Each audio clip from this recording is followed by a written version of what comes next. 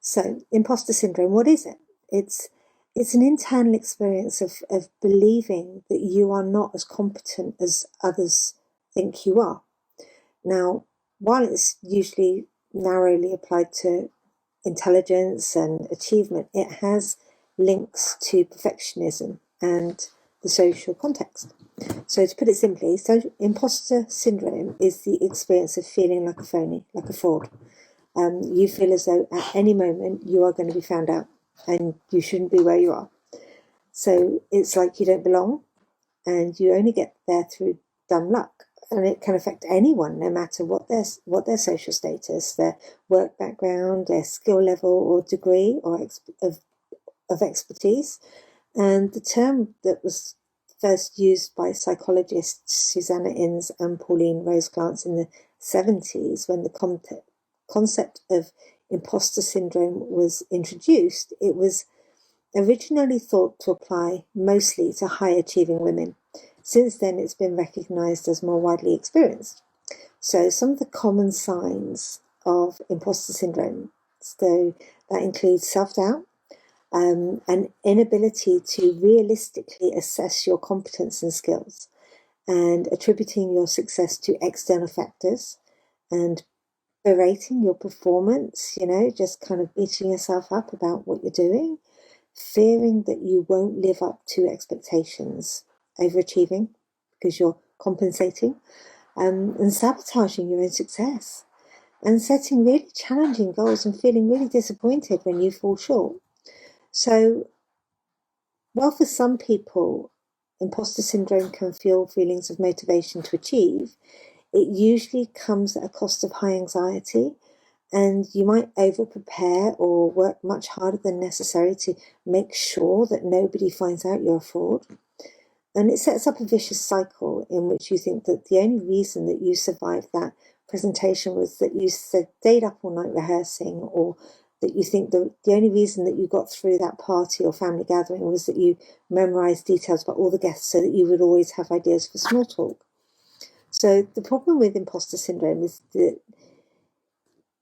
if you experience doing well at something and it does nothing to change your beliefs, even though you might sail through a performance or have lunch with co-workers, the thought still nags in your head, what gives me the right to be here? And the more you accomplish, the more you just feel like a fraud. And it's as though you can't accept the success. And this makes sense in terms of social anxiety. If you received early feedback that you were not good at social or performance situations, and you have a core belief that is so strong that it doesn't change, even when there's evidence to show that actually you are not an imposter. And eventually it just worsens, and it can spiral you down into depression. And people who experience imposter syndrome tend not to talk about how they're feeling with anyone and struggle in silence, just as those do with social anxiety disorders. So whilst imposter syndrome is not a recognised disorder in terms of in the books, it's not uncommon, and it's estimated that about 70% of people will experience at least one episode of this in their lives. So if you think you might have imposter syndrome, ask yourself the following questions. Do you agonize over even the smallest mistakes or flaws in your work? Do you think that your success is due to luck or outside factors? Are you really sensitive to even constructive criticism? Do you worry that you're going to be found out as a phony?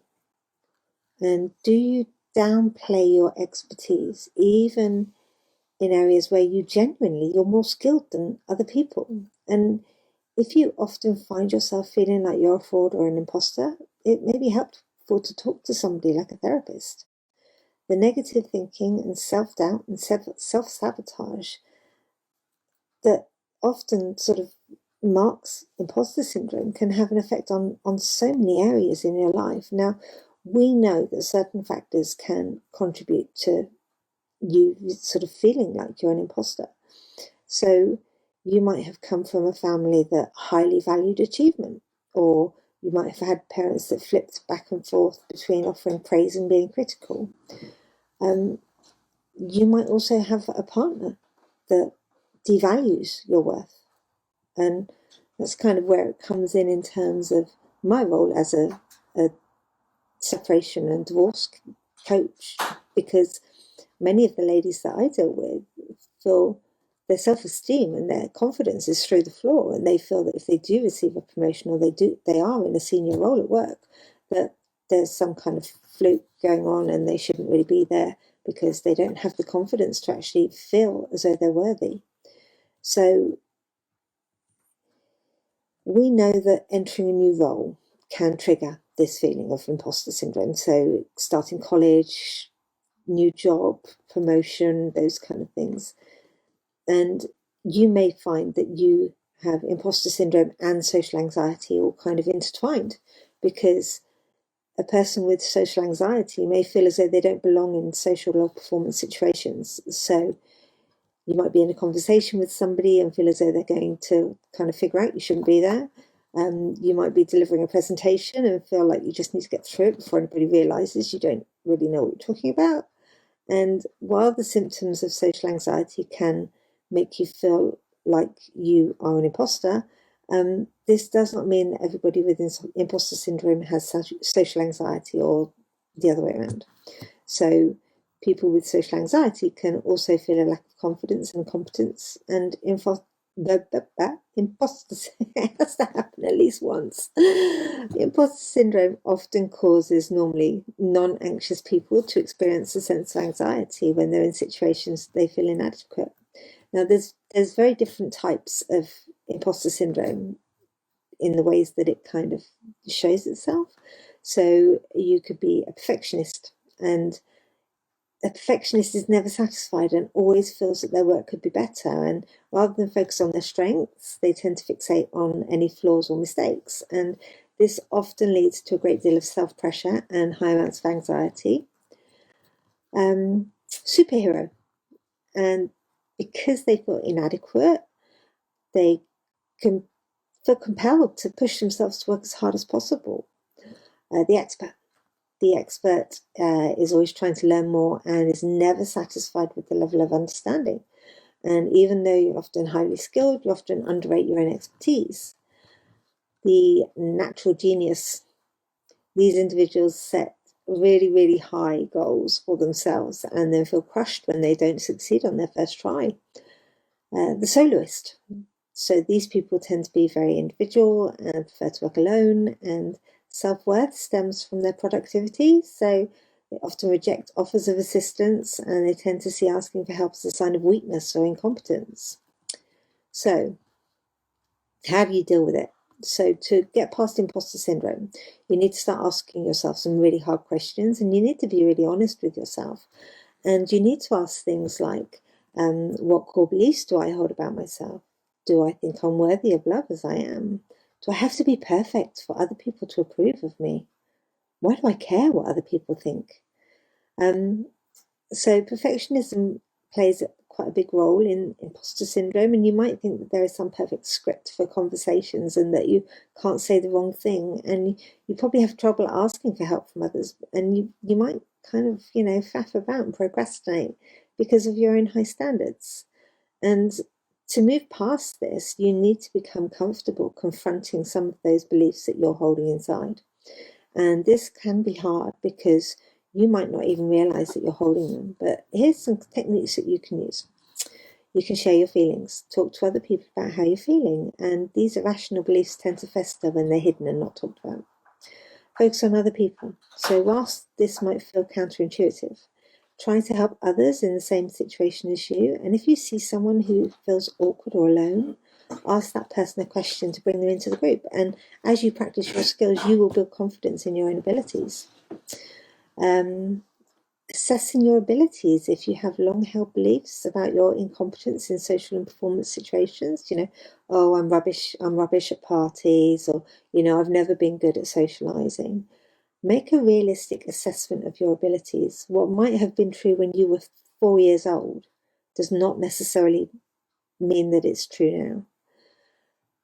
So write down what you've achieved and what you're good at, and compare that with what you think you're good at. Take baby steps. Don't focus on doing things perfectly, but do things well and reward yourself for taking action. So, for example, in a group conversation, offer an opinion or share a story about yourself.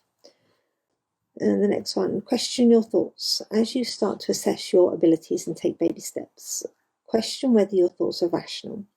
Does it make sense that you're a fraud, given everything that you know?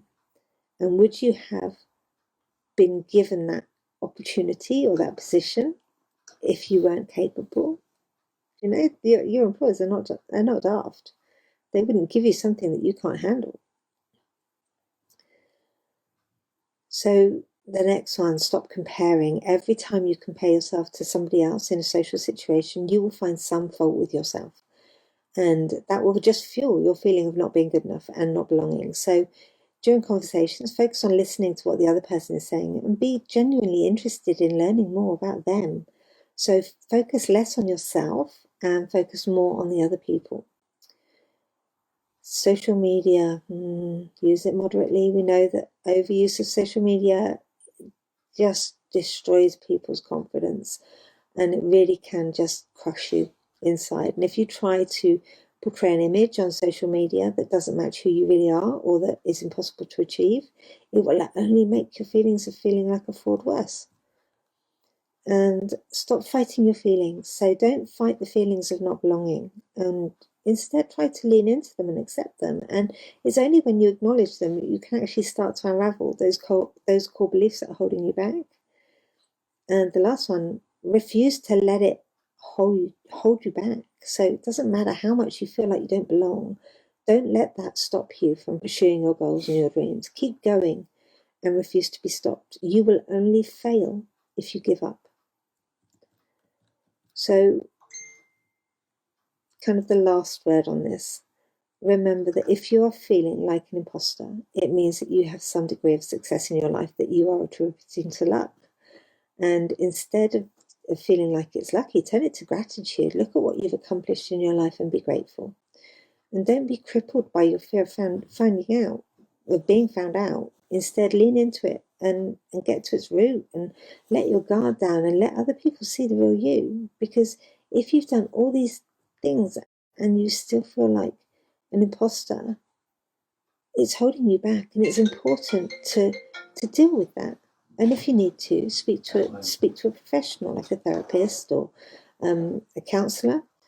And there's lots and lots of services available. I find that imposter syndrome is something that I experienced when I was in my professional career, and it's very, very common. Yeah, as I said earlier, 70% of people find that it affects them at some point or another. So if it is something that you're going through, then why be shy about it? Let's just deal with it, face it head on, feel the fear and deal with it anyway. So I hope that information today has been useful for you, and I would encourage any of you that are dealing with anything like this, and please just, acknowledge it and deal with it. And if you need any more information, let me know. I'll happily pass on what I have for you. So you can reach me obviously through the Facebook sites, or you can go to my website at www.jenny, that's with an I, rock, R-O-C-K, coaching.com. Forgot it for a moment there. I know it really. So it's www.jennyrockcoaching.com. And there's obviously a message me function on there as well. But it will give you an insight as to what I do. But I thought it was important today to talk about imposter syndrome, because so many of us that are actually or have been through abusive relationships or are in abusive relationships, then your self-esteem and your confidence is just through the floor, and you can't help feeling like a fraud when you are feeling so low about yourself, and then you're trying to do a role that's got responsibility, and you need to be the best that you can be while you're there. So feel free to reach out if I can help. I will help in any way I can.